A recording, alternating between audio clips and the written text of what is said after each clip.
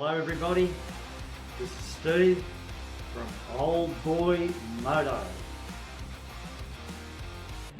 Over that hill there is the east coast, so we're basically on the east coast. We're about 9 k's that way, but there's no road through that way. You've got to go cut back out through Ross and Campbelltown, and then you turn right to go to St Helens through the Fingal Valley, which is really nice. So might be able to get a little bit of footage there and have a bit more footage in St Helens. Cheers guys. Well, goodbye Lake Tooms. Goodbye brick shithouse.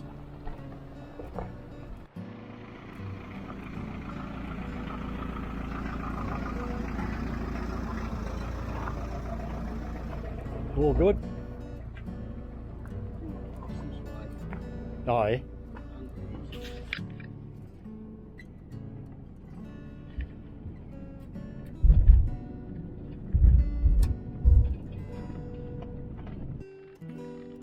So this is the township of Ross. That building over there is the convict female factory. I don't know exactly what they used to make there, but yeah, it was focused on female convicts in the convict days. And Ross is just a blip on the map really, but there's some beautiful old buildings. They look like they could be granite and sandstone and all that sort of thing. There's some really nice buildings here. If you wanted to bother to stop and have a look around, there's a beautiful old church. There's a couple actually. And then there's the famous bridge, which is down the road here.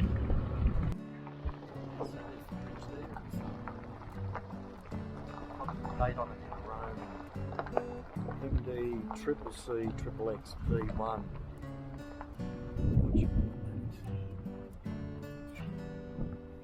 It's a beautiful old bridge. Yeah, so it's a lovely old town. The ever popular Ross Bakery, famous for its scallop pies, and seeing it doesn't look very busy like it usually is, I might actually call in and get one and a cup of coffee.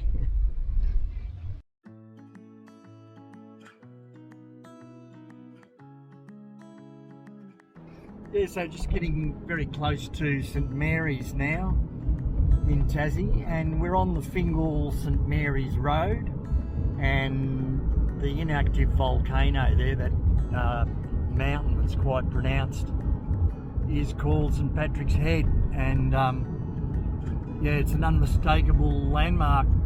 Once you see that, you know you're not far from St Mary's. Beautiful place, beautiful scenery. Yeah, right, so I just went through St Mary's, not much to see there really.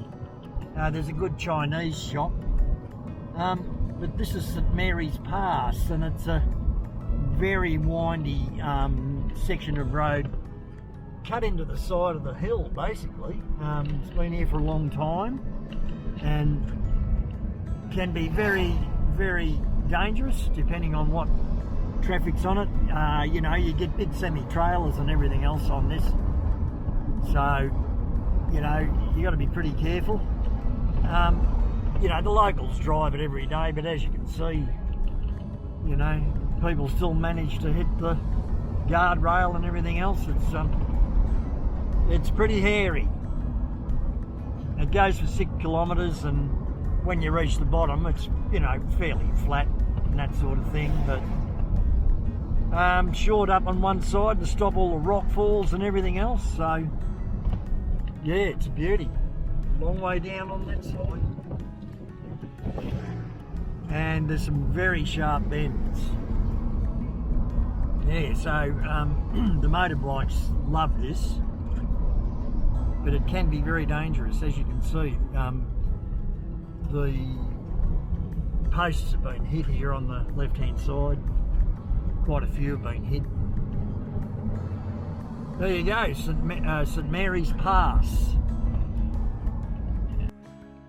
Just logged into Big 4 St Helens, set up camp, had a nice shower in the ensuite. I thought I'll treat myself after being up the bush, and really nice, really well set up. Nice place to land and camp.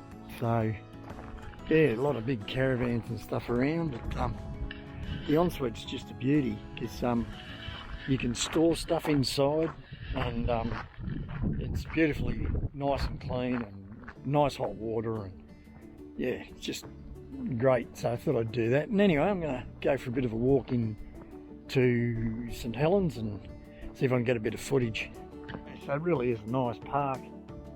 One thing I have noticed is the size of the caravans. They've just gotten really big. I mean, they're nice vans, let's face it. But what I have noticed is a lot of the caravan parks are struggling to accommodate them. Most of the caravan parks that have been around, like this one's been around for a long time. I stayed here in the 90s, and with the van when the kids were young, and you know, they were reasonably sized vans. You could get really big ones, but these caravan parks were set up for medium-sized vans, you know, up to about 20 feet or whatever. And some of the vans now, that's a small van, you know, 20 foot's a small van these days. Yeah, so a lot of the parks are struggling to fit them in.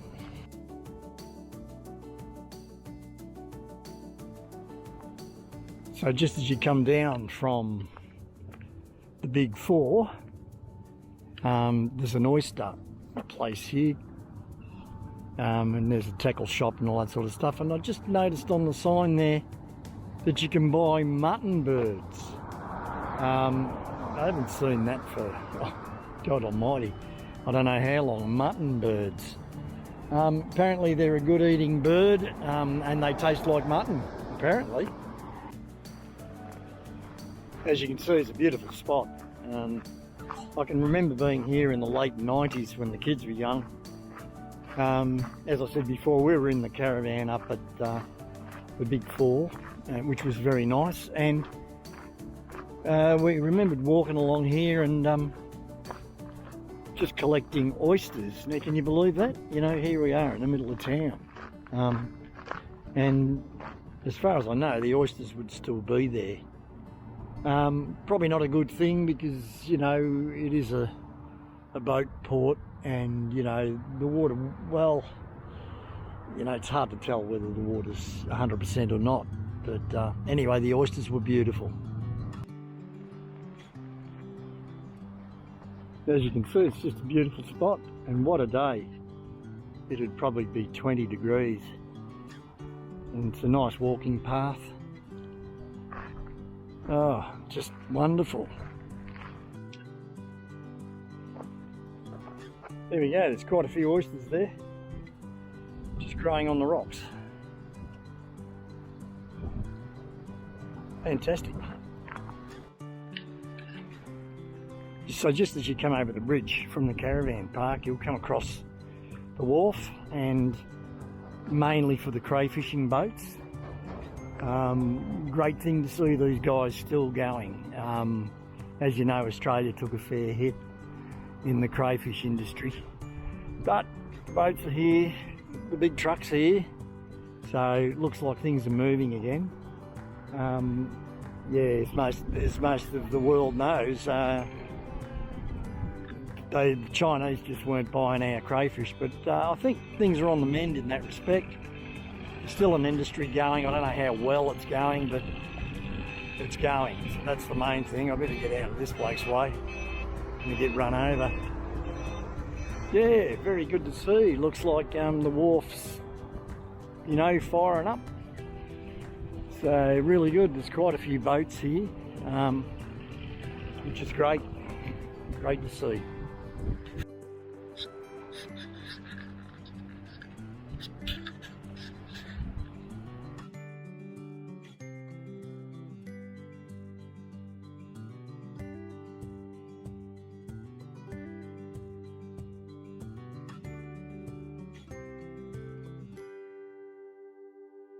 Yes, I'm just heading into town now from the wharf. It's only about a 5-minute walk from the caravan park, so I didn't see much point, you know, pulling the tent off the car, which only takes 5 minutes, but not much point. I get a bit of exercise and come in. Yeah, so here we are, downtown St Helens.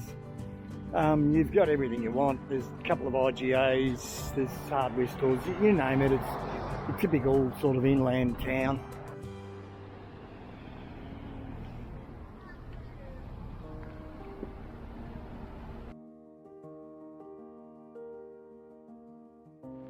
Yeah, right, so we're on the St Helens Scottsdale Road, and yeah, I thought we'd go home the other way and have a look at this. You know, it's really foggy, it's drizzling. Yep. I just thought, yeah, it'd be nice to come this way to get off the highway sort of thing. So it's gonna be a very slow trip back by the look of it. The road's wet. It's foggy, so you get this in Tasmania, you really need to be ready to go, especially if you're on a bike. You need all the gear with you. Yes, I'm just rocking along the highway towards Scottsdale and just come through a little town now called Derby, and it's just nestled in the hills here. It's just a really beautiful spot. Derby River, which is down here somewhere. Somewhere down there. Yeah, I know, over there. Seems to be the MTB Mecca here. A lot of bikes. I can remember coming through here in the 90s and wasn't this developed. This has been developed full on. I've had a bit of a walk around this town once and it was very quaint. Land was very cheap. I doubt whether that's the case now, especially if you're looking at the frontage and all that sort of thing. So yeah, it's a great little spot. Great little spot if you had time to pull over and have a bit of a visit. Here it is. It seems fairly busy today, and just mountain bikes everywhere. So to be just full on, yeah, just full on mountain biking. Amazing stuff. Amazing how things change over the years. Anyway, off we go. Okay, so we're in Launceston, Tasmania. Just gives you an idea of how steep some of the streets are. Pretty crazy. I've got the car locked into first gear coming down here. Amazing. Beautiful view of Launceston. That's the Mersey River in between Latrobe and Devonport. It's a beautiful little road this. It's called River Road, and the river is at low tide at the moment. Usually that's chock a block. Very big river, it's huge, very wide, and just a lovely drive this one. You're off the highway and you'll end up in Devonport. Right, so I've arrived at the Devonport terminal and I'm way early, but I don't really care. I've done what I had to do in Tassie. So this is how it looks from the Devonport side, East Devonport side I should say. So there's the boat just sitting there, and I'd say they'd be employees' cars. There's another big ferry type container boat there. Yeah, this Mersey River is pretty big, and that's all freight in there. We got security, and there the gates. Those gates will open up and start to load cars on the ferry. It's like the ramp over there is ready to go, but nothing much has changed at Devonport. Pretty much the same. See you back in Melbourne, guys.